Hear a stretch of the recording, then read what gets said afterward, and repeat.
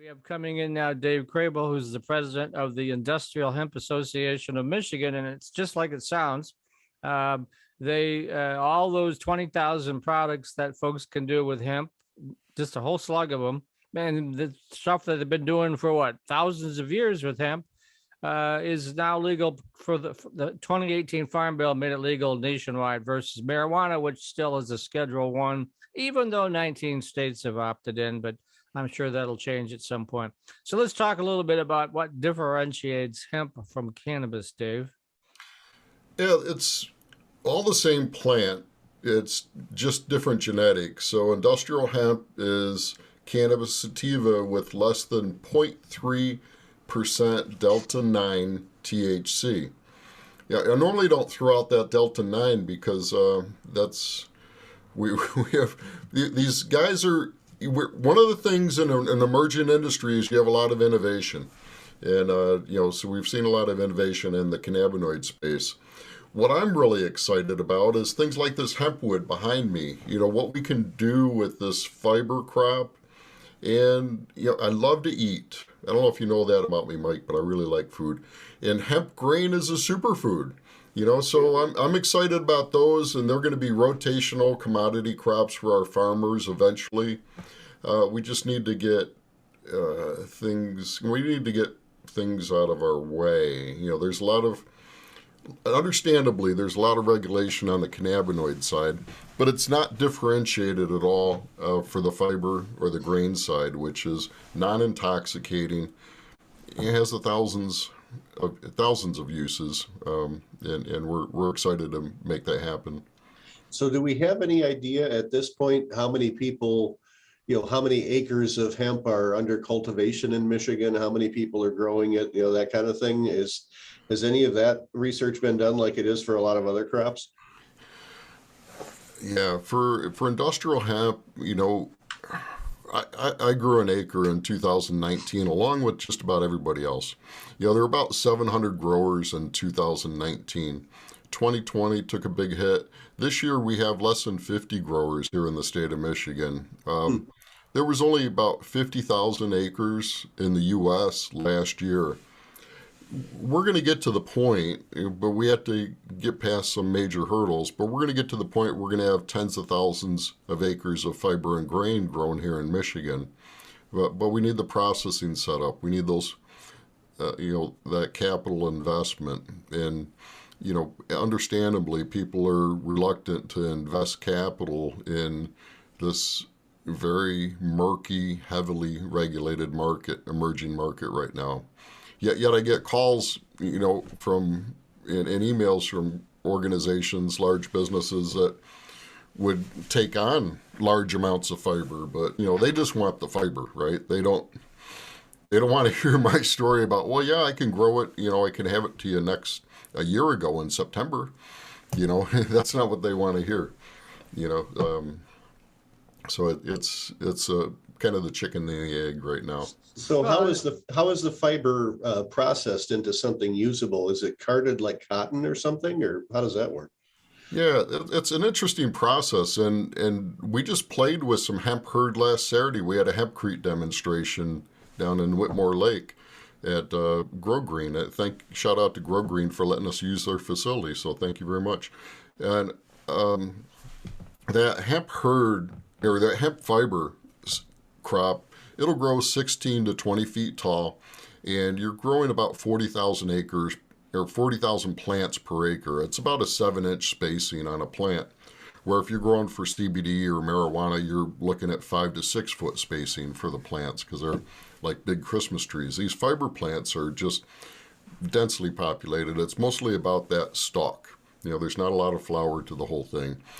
It's cut, and then there has to be a little magic happen, because I wish I had a stalk here on my desk, but the stalk, that outer bark, that outer bast fiber on the hemp stalk has lignin that's holding it to the inner herd. And so what's traditionally been done, the crop is cut, it lays in the field to rot, and that's really where it's decomposition that is breaking down that lignin, and that outer bast fiber kind of pops out a little bit. now we can do a process called decortication to separate that outer long bast fiber from that inner woody hurd. And they have two different fibers, two different applications. And part of it's also it's so new. It only started in 2018, really got kicked off in 2019. That is like anything else with farming. You have to match the seed to the climate and the soil and all that jazz. And everybody's still nationwide is still trying to figure that out, right, Dave? Yeah, and we started with the research pilot program. In 2014, the 2014 Farm Bill, there was a research path for industrial hemp, but nothing happened with it in Michigan. With the passing in 2018, they jumped on board. Hey, we'll create a path through Michigan's agricultural department to start this research pilot program, and it was just a $100 application to grow. A lot of people grew test plots, and they're checking this out. Well, now it's because there's no funding, there's no backing in Michigan for this emerging industry. It has to be self-funded through the state. So they raised the prices to $1,250 to grow. So if you're a farmer and you want to test out a quarter-acre plot or even an acre or two, $1,250 is a pretty big hit, to play around and experiment. So it's just not happening. Just killed it. Okay, so you're talking about all the hoops that have to be jumped through.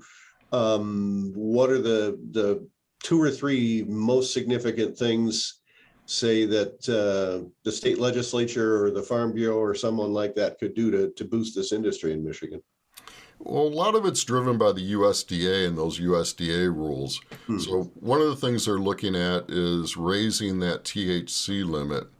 To give you an example, so let's say we decide we're going to grow 5 acres of fiber, and our input cost might be a few $1,000s to plant the seed, get it plant.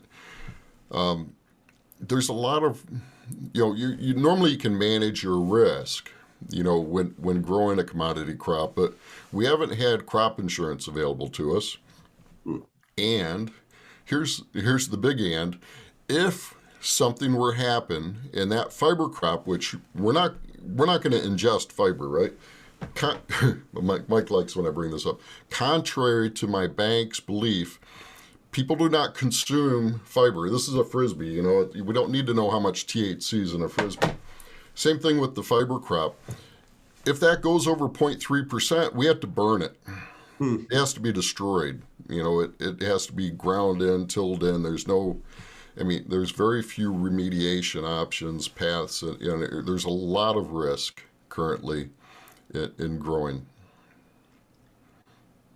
Yep. And so if it gets up to the big move is underfoot right now to raise the THC limit to 1%, which again, I think it was Rand Paul who said you'd have to smoke a hemp joint the size of a telephone pole to get high. So that's pretty much it. I mean, it's not really the same thing. Now, that being said, there are CBDs and things and smokable flower and whatnot. And under rules that just got started about 2 weeks ago, the former Michigan Marijuana Regulatory Agency is now the Cannabis Regulatory Agency, and anything that Dave's folks do, CBD, smokable flower, whatever. Anything that you ingest. Yeah, goes to Andrew Brisboe, who still is running it. He was on a show and he said, yeah, the governor sprung that on me. I don't have any more staff, any more money, but now I'm doing the hemp related ingested stuff as well. So Andrew's really running hard. But the rest of the stuff, like for instance, I tried to get up to I had some car trouble over the weekend, old car. And so I was going to get up there to that hemp workshop because I wanted to watch the whole process of developing the hempcrete. We've had it. I must admit, I'm also a panelist moderator on Dave's show on Thursday called the iHemp Hour.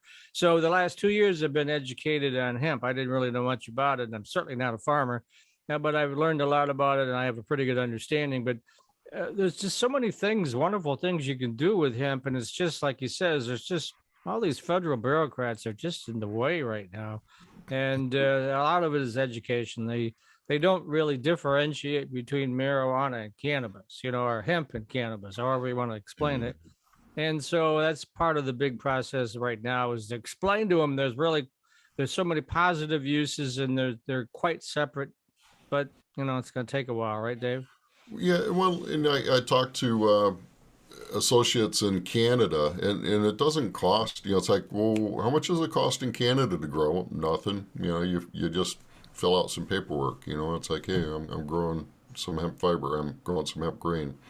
It's a commodity crop, and that's where we need to get to. Yeah.